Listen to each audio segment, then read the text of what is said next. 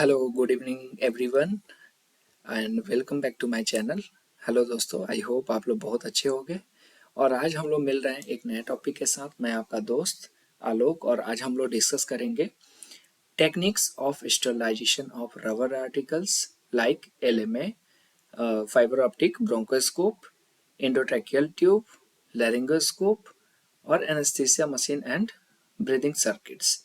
तो दोस्तों, आप सभी को पता होगा कि इससे पहले CSSD पार्ट 1 की क्लासेज हो चुकी हैं। उसमें हम लोगों ने autoclave, hot air oven, ethylene oxide जो ETO स्टरलाइजेशन होता है वो, और प्लाज्मा स्टरलाइजेशन, ये सारी चीज़ों के बारे में हम लोगों ने अच्छे से डिस्कशन किया हुआ था। तो इस पार्ट में हम उन्हीं से संबंधित एक टॉपिक लेके आ गए हैं, जिस टॉपिक का नाम है कि जो भी रबर आर्टिकल्स हैं उनको कैसे हम स्टरलाइज करते हैं।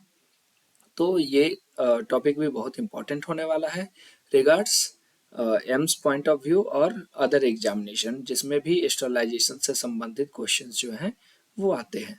तो दोस्तों चलिए, आई होप आप लोगों को सारे लेक्चर्स बहुत अच्छे से पसंद आ रहे होंगे, और आप लोग देखते रहिए, ऐसे ही प्यार बरसाते रहिए। तो चलिए स्टार्ट करते हैं। तो फर्स्ट देखेंगे कि जो CSSD डिपार्टमेंट की हम बात करते हैं, सेंट्रल स्टरलाइजेशन सप्लाई डिपार्टमेंट जो होता है वो क्रिटिकल रोल प्ले करता है। दोस्तों, ये क्रिटिकल रोल क्यों प्ले करता है? क्योंकि अगर सेंट्रल सप्लाई स्टराइल डिपार्टमेंट नहीं होगा, अगर CSSD नहीं होगा, तो एक तरीके से हम हॉस्पिटल के हर्ट को ही हॉस्पिटल से हम बाहर निकाल दे रहे हैं। क्यों? क्योंकि यहाँ पे चाहे वार्ड्स हो, चाहे कोई भी ऑपरेशन थिएटर हो, चाहे ICU हो, ICU के भी जो सेवरल आप यूनिट्स देखते हो, जैसे सर्जिकल ICU है, मेडिसिनल ICU है ना, न्यूनेट्स के अलग ICU है, रेस्पिरेटरी मेडिसिन का अलग ICU है ना, या इमरजेंसी वार्ड जो है ना, जहाँ पे इमरजेंसी केसेस जो हैं वो डील होते हैं। तो इन सब तक जो स्ट्राइल और डिसइंफेक्ट इंस्ट्रूमेंट और इक्विपमेंट जो पहुंचाए जाते हैं, वो पहुंचाने की जिम्मेदारी जो होती है वो हमारे CSSD डिपार्टमेंट की होती है। ठीक है दोस्तों, तो कह रहा है कि ये बहुत ही क्रिटिकल रोल जो है वो प्ले करता है। और ये क्या इंश्योर करता है? तो पेशेंट की सेफ्टी को इंश्योर करता है। पेशेंट की सेफ्टी को ये इंश्योर करता है, और स्ट्राइल मेडिकल डिवाइसेस और स्ट्राइल मेडिकल ट्रीटमेंट की पद्धति को भी ये क्या करता है? बढ़ावा देता है। साथ ही हम बात करेंगे दोस्तों रबर और rubber based article such as laryngeal mask airway, जिसको आप शॉर्ट में LMA के नाम से जानते हो, endotracheal tube, ET tubes, fibre optic bronchoscopes, FOB, और anaesthesia circuit and components of anaesthesia machine are heat and moisture sensitive. तो क्या होगा दोस्तों, अगर हम हीट स्टरलाइजेशन करते हैं, ऑटोक्लेव करते हैं, हॉट एयर ओवन करते हैं, तो ये सारे इनके जो इक्विपमेंट्स और मशीन से जो पार्ट्स हैं जो हाई हीट को सस्टेन नहीं कर सकते, वो बेकार हो जाएंगे, वो फर्दर यूज के लायक नहीं रहेंगे, है ना। और साथ में क्या है, जो मॉइस्चर है, हो सकता है कि इसमें मॉइस्चर एक्यूमुलेट हो जाए। जैसे ब्रीदिंग सर्किट है तो वो लंबी ट्यूबिंग है, चलो वो एक दफा को हाई हीट को सस्टेन कर लेता है, लेकिन उसमें जो मौजूद मॉइस्चर है वो हो सकता है कि ट्यूबिंग के बीच रह जाए, और वो किसी तरीके से गैसेज की सप्लाई के समय जो है वो प्रॉब्लम पैदा कर सकता है। कह रहा है कि therefore appropriate low temperature sterilization, तो जो भी आपका ETO है ना, जो भी आपका ETO है, इथाइलिन ऑक्साइड स्टरलाइजेशन है, वो कैसा है दोस्तों? तो low temperature sterilization and high level disinfection technique है, must be employed to maintain functionality while ensuring microbial safety. ठीक है, अब कह रहा है कि हम यहाँ कैटेगरीज देखेंगे, डेफिनेशन देखेंगे, एग्जाम्पल देखेंगे और यूज देखेंगे। तो दोस्तों, आपने सुना होगा कि फलाने इंस्ट्रूमेंट को हम क्या करेंगे, हाई लेवल डिसइंफेक्टेंट से इसे हम डिसइंफेक्ट करेंगे या स्टराइल करेंगे, है ना, या इंटरमीडिएट लेवल डिसइंफेक्टेंट से क्या करेंगे, इसे स्टराइल करेंगे, और लो लेवल डिसइंफेक्शन से क्या करेंगे, हम डिसइंफेक्टेंट से स्टराइल करेंगे। तो एक चीज जो मैं पहले आपको क्लियर कर दूं,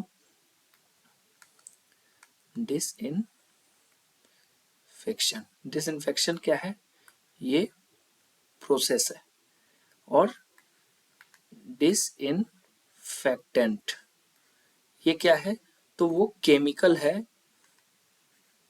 जिनके एप्लीकेशन से हम क्या करते हैं, डिसइनफेक्ट करते हैं, डिसइनफेक्ट करते हैं किसी भी इक्विपमेंट या इंस्ट्रूमेंट को। ठीक है दोस्तों, तो हमने बताया कि डिसइंफेक्शन क्या है, एक प्रोसीजर है, और डिसइंफेक्टेंट क्या है, तो उस प्रोसीजर में यूज होने वाले केमिकल्स हैं जिनके यूज से हम क्या कर रहे हैं, डिसइंफेक्शन कर रहे हैं, है ना। तो यहाँ हम बात करेंगे कैटेगरीज में, तो हमारा फर्स्ट कैटेगरी है वो है स्टेरिलेंट। स्टेरिलेंट क्या होता है, तो इसका डेफिनेशन है destroy all micro organism including high numbers of bacterial spores, है ना। तो जैसे स्टेरिलेंट के बारे में भी देखें तो एक होता है स्टेरिलाइजेशन, तो ये क्या है, प्रोसेस है, ठीक है। और स्टेरिलेंट क्या है, तो वो इफेक्टिव मटेरियल्स है जिनके यूज से हम स्टरलाइजेशन को क्या करते हैं, अचीव कर पाते हैं, क्या कर पाते हैं, स्टरलाइजेशन को हम अचीव कर पाते हैं। तो आपने स्टेरिलेंट देखा, अब इसके एग्जांपल्स देखेंगे, तो एग्जांपल्स में दोस्तों ग्लूटेरल डिहाइड आ गया, है ना, और ग्लूटेरल डिहाइड पेनेट्रेट आ गया, हाइड्रोजन परऑक्साइड आ गया, हाइड्रोजन परऑक्साइड विद पर एसिटिक एसिड और पारा एसिटिक एसिड। ठीक है दोस्तों, तो यूज इसका क्या करेंगे, तो यूज इसका करेंगे हीट सेंसिटिव रीयूजेबल आइटम्स के लिए, और इसमें इमर्सन करेंगे ओनली उसका हम। ठीक है दोस्तों, आई होप ये आपको समझ में आ गया होगा। ठीक है, अब हम बात करते हैं हाई लेवल डिसइंफेक्शन की। तो हाई लेवल डिसइंफेक्टेंट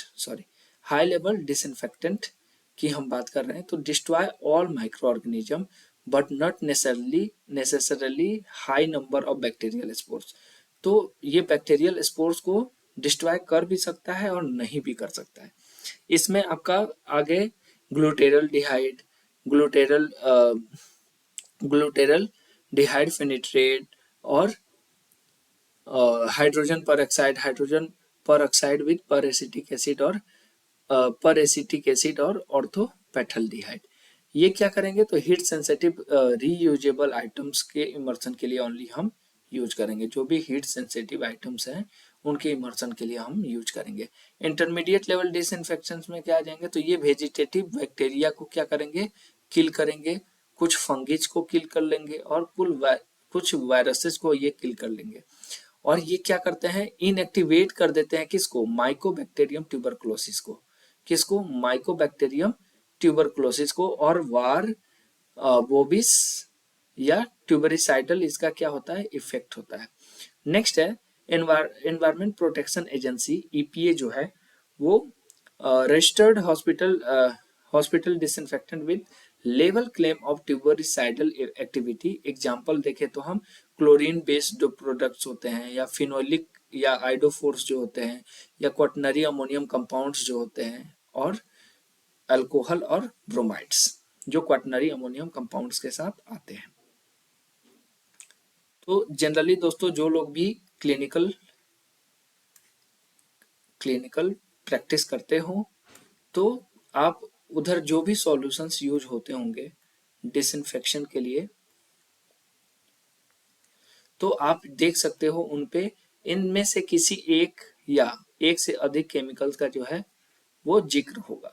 ठीक है, अब इनका उपयोग क्या करते हैं इंटरमीडिएट लेवल का, तो clinical contact surfaces, non critical surfaces with visible blood. तो आपको आगे हम दिखाएंगे कि क्रिटिकल आइटम्स कौन से होते हैं, नॉन क्रिटिकल आइटम्स कौन से होते हैं, और सेमी क्रिटिकल आइटम्स जो होते हैं वो कौन से होते हैं। ठीक है, उसके बाद लो लेवल डिसइंफेक्शन की बात करें तो ये वेजिटेटिव बैक्टीरिया को मारेगा, कुछ फंगी को मारेगा और सम वायरसेस को मारेगा, और does not inactive Mycobacterium tuberculosis, इसका माइकोबैक्टीरियम ट्यूबरकुलोसिस पे कोई इफेक्ट नहीं होगा, ये इनएक्टिवेट भी उसे नहीं करेगा। इनएक्टिवेट करने का मतलब क्या है कि जो भी उस बैक्टीरियल की ये डिजीज कॉजिंग प्रॉपर्टी है उसको रोक देना, है ना। मतलब उस समय तक भी आपके बॉडी में वो बैक्टीरिया रहेगा, लेकिन उसके डिजीज कॉजिंग एबिलिटी जो होगी वो खत्म हो गई होगी। नेक्स्ट है environment protection agency registered hospital disinfectant with no label claim of tuberculosis activity example quaternary ammonium compounds। इसका उपयोग हम house keeping surfaces example floor वाल को क्लीन करने के लिए, non critical surfaces without visible blood और क्लिनिकल कॉन्टेक्ट सरफेस। जैसे मान लो कि हमें ओटी टेबल को ही वो करना है ना, या फिर हमें कोई पेशेंट था, है ना, वो बार बार पेशेंट्स हम जो है वो चेंज कर रहे हैं अपने वो सेटिंग्स से, तो उसके लिए हम क्या करेंगे, उस पर्टिकुलर सरफेस को स्टरलाइज करने के लिए हम ये डिसइंफेक्ट करने के लिए सॉरी यूज कर सकते हैं इसका। अब मैंने आपसे जिक्र किया था कि जो इंस्ट्रूमेंट की कैटेगरीज को हम डिवाइड करते हैं तो उनको critical, non critical, semi critical, critical में डिवाइड करते हैं। तो नॉन क्रिटिकल दोस्तों, नॉन क्रिटिकल आइटम्स जो होते हैं वो सरफेस इंटेक्ट होते हैं। मैंने बताया कि कोई भी आपका प्रैक्टिसिंग सरफेस है ना, या फिर इसमें बीपी कप भी आप ले सकते हो, है ना, बीपी कफ आप अप्लाई करते हो एक पेशेंट पे, फिर फर्दर दोबारा दूसरे पेशेंट पे, तो ये सरफेस से रिलेटेड होते हैं, ठीक है। नेक्स्ट है सेमी क्रिटिकल आइटम्स, और ये जो बीपी कफ होगा, ठीक है, तो बीपी कफ में हमने ले लिया है ना, पल्स ऑक्सीमीटर ले सकते हैं। उसके बाद सेमी क्रिटिकल आइटम्स में contact but not penetrating, contact हो रहा है लेकिन ये किससे कॉन्टेक्ट हो रहा है, तो पेशेंट के म्यूकस मेम्ब्रेन से, ठीक है, म्यूकस मेम्ब्रेन से ये हो रहा है लेकिन पेनिट्रेट नहीं कर रहा है ये, ठीक है। तो इसमें आपका लैरिंगोस्कोप और ये सारी चीजें, एयर वाटर सिरिंज आप ले सकते हो इसमें। क्रिटिकल आइटम्स में पेनिट्रेटिंग सॉफ्ट टिश्यू और बोन या किसी वास्कुलर एरिया में, तो यहाँ पे हम बोन चीजल जो है यूज कर रहे हैं, ये एक प्रकार का ऑर्थोपेडिक सर्जिकल इंस्ट्रूमेंट है, ठीक है दोस्तों। तो यहाँ पे स्प्राउडलिंग क्लासिफिकेशन है, पेशेंट कॉन्टेक्ट एरिया, है ना, जैसे मैंने बताया इंटेक्ट स्किन, म्यूकस मेम्ब्रेन और नॉन इंटेक्ट स्किन, और स्ट्राइल एरिया ऑफ द बॉडी और वास्कुलर सिस्टम। तो एग्जांपल्स यहाँ पे आपका स्टेथोस्कोप, बीपी कफ, है ना, ये नॉन क्रिटिकल आइटम में आ गया। और इसके लिए क्या करेंगे, मिनिमम डिसइंफेक्टेंट का लेवल जो रखेंगे वो लो लेवल रखेंगे, या इंटरमीडिएट लेवल ऑफ डिसइंफेक्शन हम कर सकते हैं। नेक्स्ट है आपका म्यूकस मेम्ब्रेन या नॉन इंटेक्ट स्किन, तो यहाँ पे वेजाइनल स्पेकुलम आ गए, है ना, सिम्स वेजाइनल स्पेकुलम का नाम सुना होगा, है ना, और यहाँ पे ब्रोंकोस्कोप और ये सब आ गए। तो ये क्या है, सेमी क्रिटिकल आइटम्स हैं, और इनको स्ट्राइल करने के लिए हमें हाई लेवल डिसइंफेक्शन की नीड होगी। नेक्स्ट है स्ट्राइल एरिया ऑफ द बॉडी या वास्कुलर सिस्टम, तो यहाँ पे आप रिट्रैक्टर और ये सारी चीजें देख रहे हो, ये क्रिटिकल आइटम्स हैं और इनका केवल और केवल स्टरलाइजेशन होगा। तो इनको दोस्तों हम क्या करेंगे, कैसे वो करेंगे, ऑटोक्लेव, ठीक है। तो आपको बतलाया ही गया था कि क्रिटिकल आइटम्स देख चुके हो, आइटम एंटरिंग स्ट्राइल टिश्यू और vascular system, example some invasive catheter components और रिक्वायर्ड स्टरलाइजेशन मैंडेटरी, इसके लिए स्टरलाइजेशन आपको करना बहुत जरूरी है। सेमी क्रिटिकल आइटम्स की बात करें तो आइटम्स कॉन्टेक्टिंग म्यूकस मेम्ब्रेन, जैसे एलएमए, ईटी ट्यूब, एफओबी जो हमारा टॉपिक भी है, और रिक्वायरमेंट हाई लेवल डिसइंफेक्टेंट और स्टरलाइजेशन।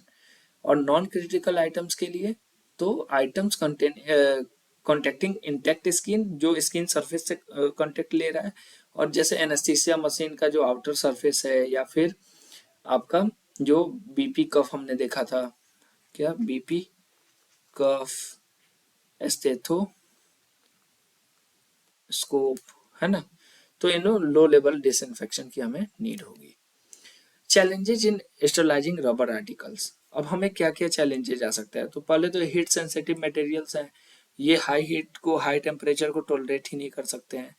सेकंड क्या है, मॉइस्चर सेंसिटिविटी हो सकती है, केमिकल डिग्रेडेशन हो सकता है ना, और शेप और ल्यूमन कॉम्प्लेक्सिटी हो सकती है। नेक्स्ट है common sterilization and disinfection method for rubber article. तो जो रबर आर्टिकल हमारा टॉपिक ही है कि हम एलएमए को कैसे स्टराइल करेंगे, फाइबर ऑप्टिक ब्रोंकोस्कोप को कैसे स्टराइल करेंगे, ईटी ट्यूब को। ऐसे तो ईटी ट्यूब जो मोस्टली आते हैं वो सेकेंड टाइम हम यूज नहीं करते हैं, खास करके जो पॉलीविनाइल क्लोराइड से बने होते हैं। रेड रबर ट्यूब जो था वो फिर भी लगभग 6 से 10 टाइम आप लोग यूज कर लेते थे स्टराइल इसको ऑटोक्लेव करके, ठीक है। लेकिन जो पीवीसी ट्यूब आते हैं इसको सेकंड टाइम हम यूज करने से बचते हैं, लेकिन फिर भी अगर कोई केस ऐसा रहा हमें यूज करना पड़ा तो हम कैसे उसको स्टाइल करेंगे, ये टेक्निक हमें पता होनी चाहिए, है ना। और आपका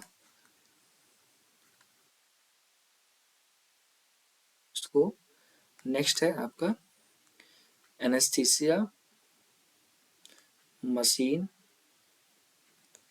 और ब्रीदिंग सर्किट्स, ठीक है। तो ये हमारे टॉपिक्स हैं और इनको हम बारी बारी करके देखेंगे। तो फर्स्ट ऑफ ऑल हम क्या कर सकते हैं, जो भी हीट सेंसिटिव मटेरियल्स हैं उनके स्टरलाइजेशन या डिसइंफेक्शन के लिए, डिसइंफेक्शन का तो सारा कंपोनेंट आपको ऊपर बतला दिया गया है कि जो क्रिटिकल आइटम्स हैं, सेमी क्रिटिकल आइटम्स हैं, नॉन क्रिटिकल आइटम्स हैं, उनके क्लासिफिकेशन क्या है, उनका स्टरलाइजेशन और डिसइंफेक्शन का प्रोटोकॉल क्या है, ये चीज़ें आप फॉलो कर सकते हो। आई थिंक जितना भी लेक्चर हो चुका है उसको आप इजिली प्रैक्टिकल वर्क में यूज कर सकते हो, उसके लिए कोई दिक्कत तो मेरे ख्याल से नहीं होनी चाहिए। फिर भी कोई दिक्कत है तो आप क्या कर सकते हो, कमेंट कर सकते हो हमें कि किन चीज़ों को कैसे स्टाइल करनी चाहिए और क्या उसका प्रोटोकॉल्स होता है, ठीक है। तो अब पढ़ते हैं हम इथाइलिन ऑक्साइड स्टरलाइजेशन, इसके बारे में भी हम लोग सेपरेट वीडियो कर चुके हैं। प्रिंसिपल क्या है दोस्तों, जितने भी स्टरलाइजेशन के टेक्निक्स हैं उनका कुछ ना कुछ अपना प्रिंसिपल्स है, तो वो प्रिंसिपल्स याद होने चाहिए।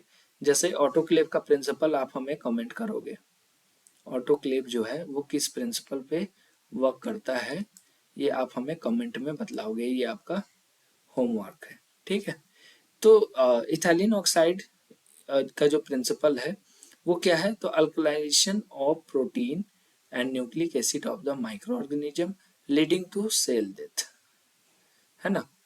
नेक्स्ट है ऑपरेशन पैरामीटर्स क्या है, तो टेम्परेचर कितना होना चाहिए, तो इसके लिए इफेक्टिव टेम्परेचर चाहिए, वो जो टेम्परेचर चाहिए वो लो चाहिए। कितना चाहिए, तो 37 to 55 डिग्री सेल्सियस, ये लो टेम्परेचर है, इस पे तो बॉइलिंग भी नहीं होती, ठीक है। तो इसमें जो रबर आर्टिकल्स होंगे उन पे हीट से संबंधित कोई इफेक्ट नहीं पड़ेगा। गैस कंसंट्रेशन की बात करें तो आपको पता है इसमें हम क्या ले रहे हैं, इथाइलिन ऑक्साइड गैस यूज कर रहे हैं। तो उस गैस का कंसंट्रेशन कितना होना चाहिए दोस्तों, तो वो होना चाहिए 450 to 1200 मिलीग्राम पर लीटर। ह्यूमिडिटी कितनी होनी चाहिए, तो 40 to 80%। और एक्सपोजर टाइम जो होना चाहिए वो यहाँ कम ही लिख रखा है, ये केवल गैस एक्सपोजर का टाइम लिख रखा है, ठीक है। एरेशन जो फेज है वो जो है आपका अलग है, वो लगभग आपको 6 to 8 आवर्स अलग से होता है, यानी टोटल ईटीओ का जो टाइम होता है स्टरलाइजेशन का वो कितना होता है, लगभग 12 to 16 आवर्स या 8 to 12 आवर्स भी आप ले सकते हो, ठीक है दोस्तों। सुटेबल आर्टिकल्स इसमें क्या क्या हम स्टाइल कर सकते हैं, तो फर्स्ट ऑफ ऑल आपका एलएमए हो गया, सॉरी एलएमए हो गया, ईटी ट्यूब हो गया, एनेस्थीसिया सर्किट हो गया और फाइबर ऑप्टिक ब्रोंकोस्कोप हो गया। अदर जितने तरह के प्लास्टिक इक्विपमेंट्स आप जानते हो वो सब हम इसमें स्टाइल कर सकते हैं। तो ये सब आपने देखा ही है, ये आपका ईटीओ मशीन है, पहले ही हम लोग वो कर चुके हैं इसके बारे में सेपरेट वीडियो, है ना। और नेक्स्ट है यहाँ पे मशीन दिखा रखा है, और ये स्टरलाइजेशन रोल है ना। इन रोल में हम क्या करते हैं, इक्विपमेंट्स को जो है वो पैक करके और हम क्या करते हैं, स्टाइल करते हैं। ये है हमारा ईटीओ कार्टेज कार्टिडेज। तो इसमें हमारा इथाइलिन ईटीओ गैस भरा रहता है, इथाइलिन ऑक्साइड गैस भरा रहता है। इस ये बॉटल को हम यूज करते हैं मशीन में, और जैसे ही हम पंचर का बटन दबाएंगे तैसे ही इसमें से गैस लीक स्टार्ट हो जाएगा, और इस ट्यूब में जितनी भी गैसेज होंगी वो मशीन के अंदर जो चैम्बर होगा उसमें फैल जाएगा, और उसमें मौजूद जो भी इक्विपमेंट होंगे उनको वो स्ट्राइल कर देगा। ठीक है, नेक्स्ट है ये कंटिन्यूअस ब्रांड सीलर मशीन। तो जो भी इसमें आइटम्स आप पैक करोगे उसको सीलिंग इसी मशीन की मदद से करना होगा। सीलिंग अगर आप नहीं करोगे तो इजीली बाहर के, जब स्टरलाइजेशन के बाद आप लॉट्स को निकालोगे तो बाहर के एयर उसमें पिनिट्रेट करेंगे और फिर से वो अनस्टराइल हो जाएगा। एडवांटेजेस क्या है दोस्तों, तो इसके एडवांटेजेस जो हैं वो है एक्सेलेंट पिनिट्रेशन है ना, suitable for heat sensitive items. Disadvantages क्या है, तो आपको बताया जा चुका है। ये जो ईटीओ गैस है इथाइलिन ऑक्साइड, वो कार्सिनोजेनिक गैस है, मतलब म्यूटाजेनिक प्रॉपर्टी होती है इसमें, कैंसर कॉजिंग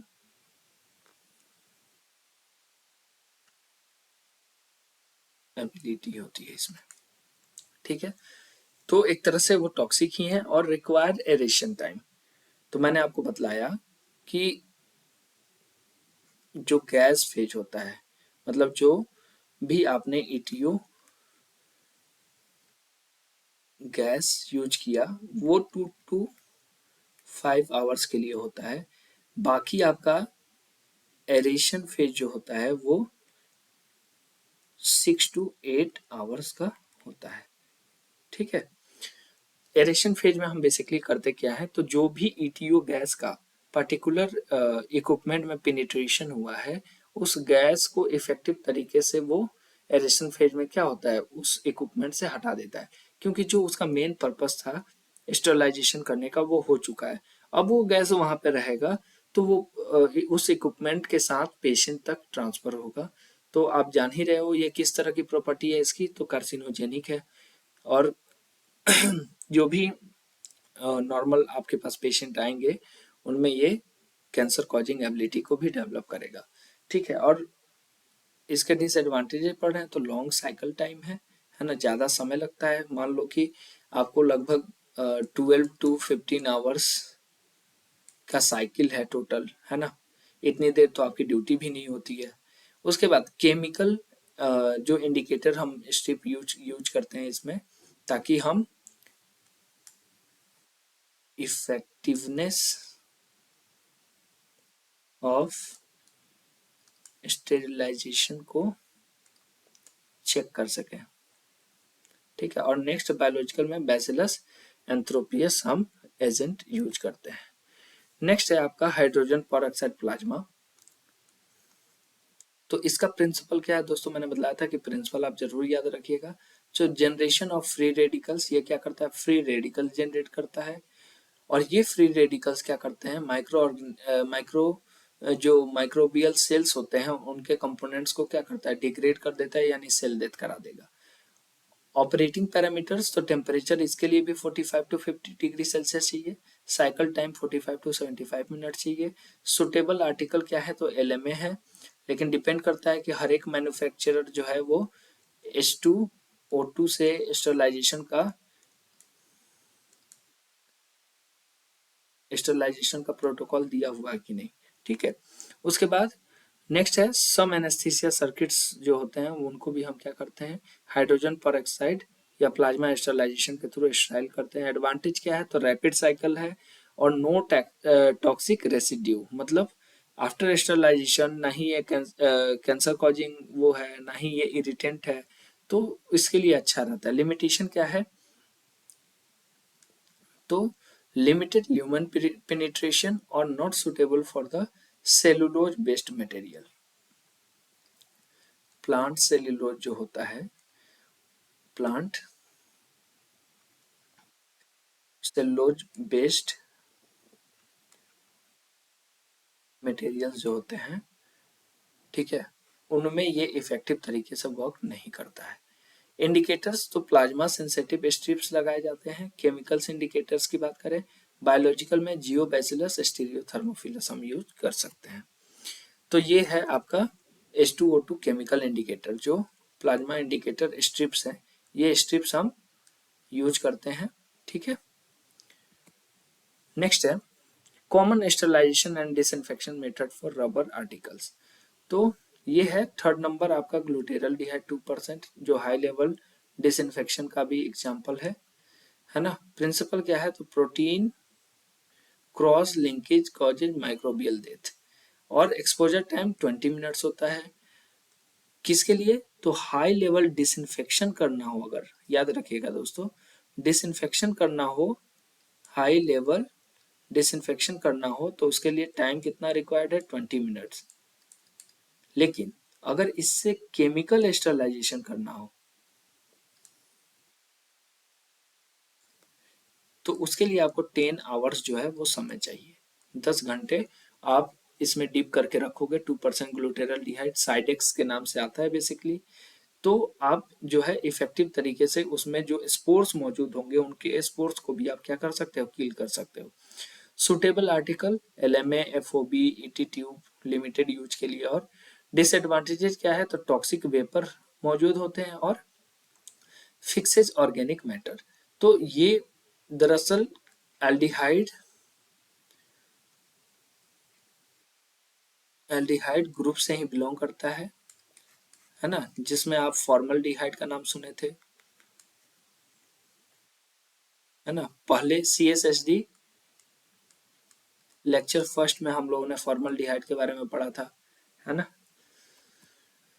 उसके बाद नेक्स्ट है ऑर्थोपैथल्डिहाइड। तो इसका कंसंट्रेशन जो हम यूज करते हैं वो 0.55%। एक्सपोजर टाइम इसका 12 मिनट है। और टेम्परेचर कितना चाहिए, तो 20 डिग्री सेल्सियस चाहिए। एडवांटेज क्या है, तो लेस ऑर्डर देन ग्लूटेरल्डिहाइड और रैपिड एक्शन है, ग्लूटेरल्डिहाइड से थोड़ा फास्ट है। डिसएडवांटेज क्या है, एक्सपेंसिव है और स्किन स्टेनिंग इससे होता है। नेक्स्ट है पर एसिटिक एसिड। क्या है दोस्तों, पर एसिटिक एसिड। तो प्रिंसिपल क्या है, तो ऑक्सीडेटिव डैमेज करता है। किसका, तो प्रोटीन एंड एंजाइम्स का। तो जो भी प्रोटीन और एंजाइम्स पाए जाते हैं कहाँ, माइक्रो ऑर्गेनिज्म में, जैसे बैक्टीरिया, फंगी, वायरसेस, है ना, उनके एंजाइम्स में ऑक्सीडेटिव डैमेज ये करता है, ठीक है। एडवांटेज क्या है, तो effective in organic matter, organic matter में इफेक्टिव है, रैपिड एक्शन है, ठीक है, और suitable for fibro optic bronchoscope और फ्लेक्सिबल इंडोस्कोप्स।